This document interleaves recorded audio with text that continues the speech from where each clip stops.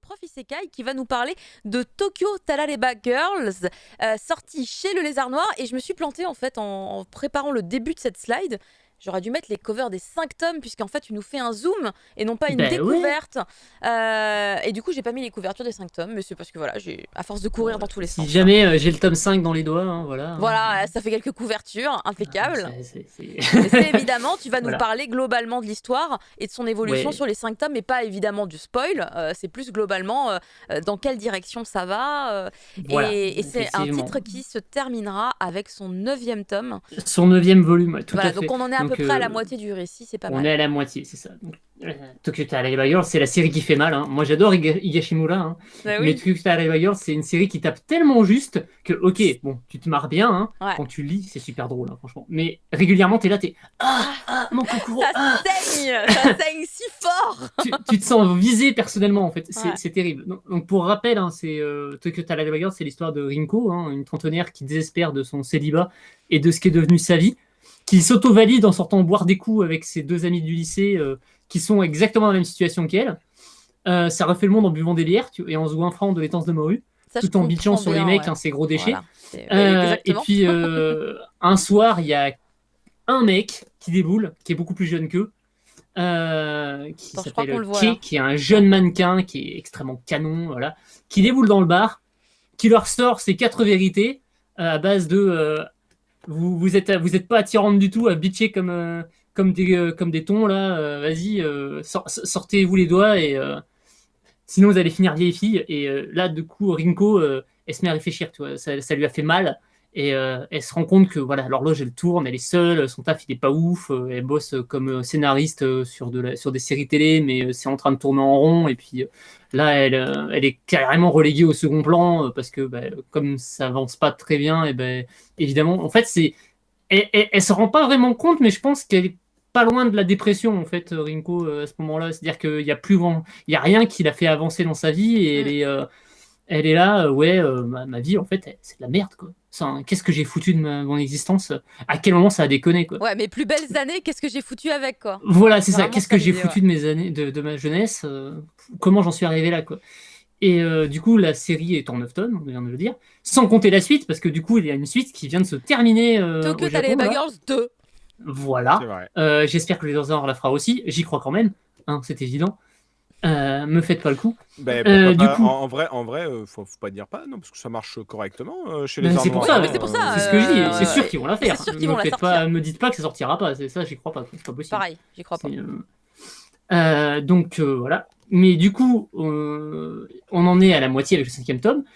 Et on se rend compte que si les amis de Rinko, il y a quand même eu un début d'évolution, pour elle, en fait, il n'y a pas trop de changements, en fait. C'est un peu toujours au point mort. Mais pour autant, c'est pas parce que ses amis, ça a bougé, que les évolutions ont été positives, en fait.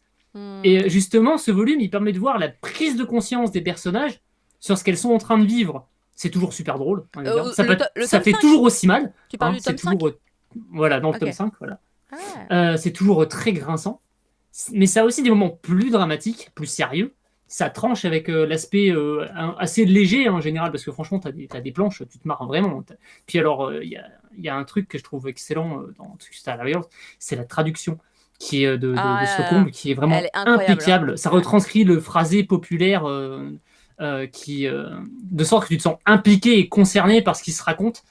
Parce qu'il te parle vrai et puis il te parle comme toi tu parles, quoi, en fait. C'est vraiment c'est la vie de tous les jours. Ça touche vraiment. Si tu as entre 25 et 30 ans, tu t'as vraiment mal, en fait, en lisant ce titre. Alors, mais tu rigoles, hein, mais étant plus mal au vieille cœur, que ça, j'ai mal au cœur quand même en étant plus vieille. vieille. Non, mais c'est vraiment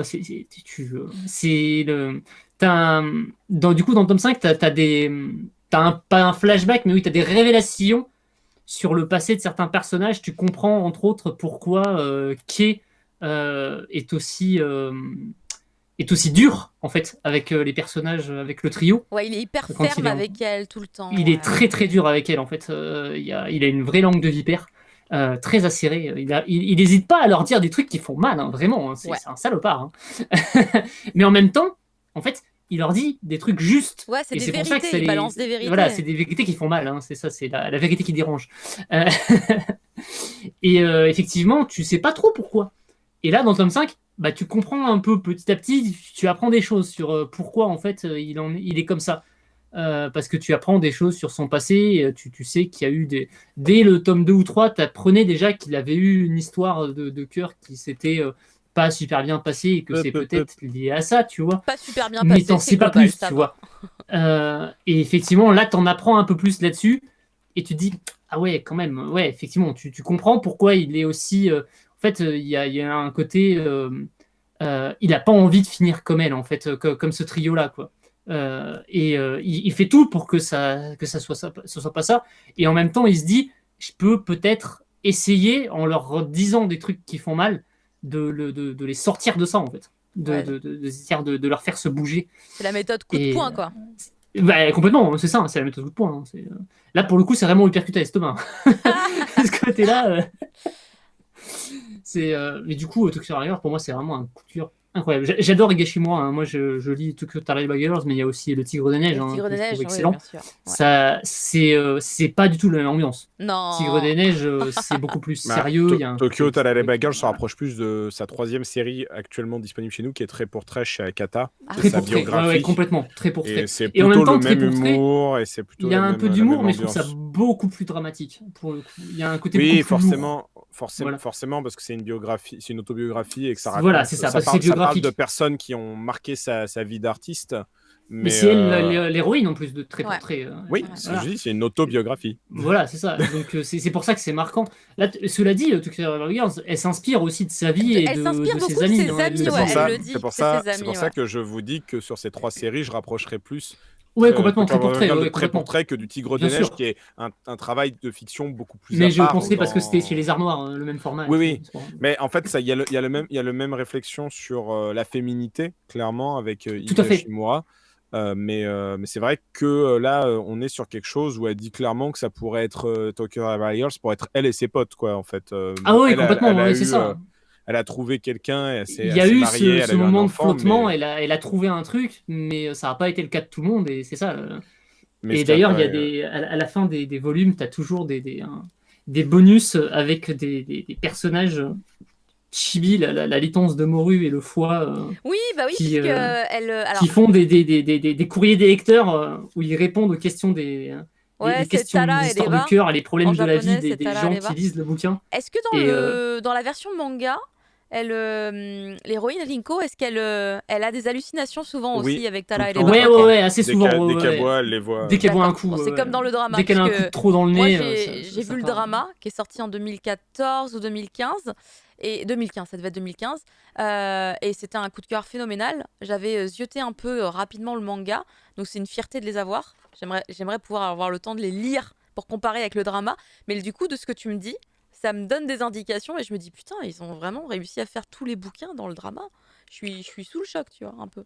Je me dis waouh, ils ont Parce que réussi. globalement, à part les Yaka et Foko, les 2 petites mascottes, là, Tara et Reba, c'est quand même très réaliste et ça Oui, a une complètement. ambiance qui peut effectivement très bien se faire en drama assez facilement, hein, de Oui, toute non, mais façon. ce que je voulais dire, Ouais. c'est que je savais pas si dans le drama ils avaient adapté qu'une partie du manga, mais à l'entendre me le raconter, je me dis ah non, apparemment c'est vraiment l'intégralité Ils ont tout adapté. des En 9 fait, volumes qui ont l'air d'avoir été adaptés. ça va assez vite en fait. Chaque volume, Ouais, ça Ça pourrait faire trace, que 2 ouais. épisodes. Ça pourrait faire que 2 épisodes d'un drama en fait, tu vois. Parce que tellement il y a de choses et en même temps il y a rien entre guillemets dans le sens que les chapitres sont des fois très courts et racontent que un petit événement et que des fois il faut C'est 3 ou ça. 4 chapitres pour avoir une soirée complète ou en tout cas une une péripétie complète. D'un point de vue temporel, en fait, il se passe pas Non. Enfin, il n'y a pas beaucoup de temps, en fait. T'as des volumes, mais il n'y a pas. Enfin, là, on est au 5e tome et il s'est peut-être passé, je sais pas, une semaine, 2 semaines, 3 semaines. Un enfin, je sais petit peu pas. plus, Oh, ouais, quelques mois quand même, mois et demi, j'espère. je Un crois. mois, ouais. Enfin, C'est dans le drama, il y avait, je crois, à peu près l'équivalent d'un an qui s'écoulait, à peu près, hein, à peu Ah, près. peut-être. bah, du coup, on est à la Après, moitié. ouais. Donc, Là, c'est vrai que temporellement, je crois qu'il faudrait rechecker, mais je crois que tu le vois plus par rapport au background, dans le sens Puis là, les pour le décors qui coup, évoluent, les je températures. spoil pas, mais je sauce en teasant comme un salaud. Mais il y Ouais. a un cliffhanger de malade à base de. J'étais là, ah putain! Et on en est là, ok. Et c'est vrai que c'était. Je suis très curieux de voir le tome 6. De toute façon, enfin, moi, Ouais. j'adore cette série. Elle est vraiment excellente. Eh ben, merci beaucoup. Voilà, ça me donne encore plus envie de rattraper mon retard, puisque pareil, je les achète au fur et à mesure. Ils sont là, là-haut, là où il y a Moi, de la place pour les grands bouquins. dès que c'est acheté, c'est lu en fait. Tokyo Revengers, c'est vraiment un titre. C'est comme trait pour trait. Une fois que c'est acheté. Enfin, après, j'achète beaucoup de séries excellentes et forcément, j'ai beaucoup. Je dois faire un classement. Pile à Mais lire. franchement, Tokyo Revengers, c'est vraiment. J'ai Je jamais l'ai. entendu personne dire moi j'achète que des séries nulles de toute façon. Voilà. Donc, Non, mais tu sais, t'es obligé de faire un classement parce que tu peux pas dire ouais, alors celle-là, j'allais en premier, celle-là, j'allais en cinquième, mais les deux sont excellentes. Comment tu fais? Mais Tokyo Revengers, c'est vraiment toujours en premier en fait. Tu peux pas, je peux pas passer à côté quoi. C'est vraiment, c'est Bah immédiat. écoute, c'est intéressant ce que tu dis, prof, parce que justement, moi j'ai une série comme ça aussi. En général, quand je l'achète, elle est lue genre tout de suite. C'est justement ma review. Oh Ah, je suis d'accord aussi. Ouais, ouais. C'est les carnets de l'apothicaire. C'est un très très gros.